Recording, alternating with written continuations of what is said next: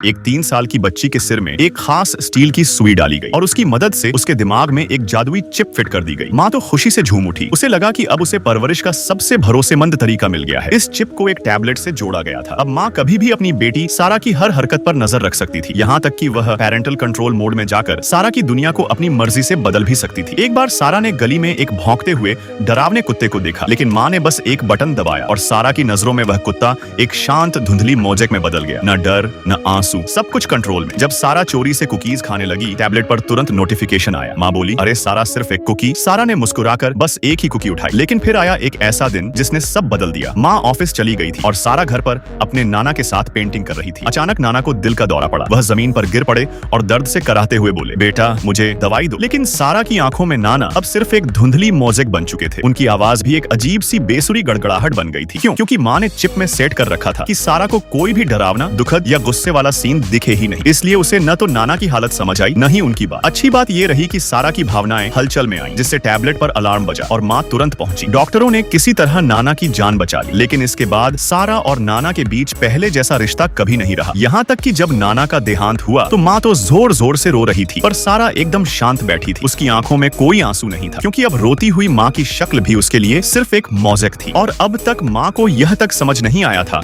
कि उसने अपनी बेटी से असली जिंदगी का हर एहसास छीन लिया है।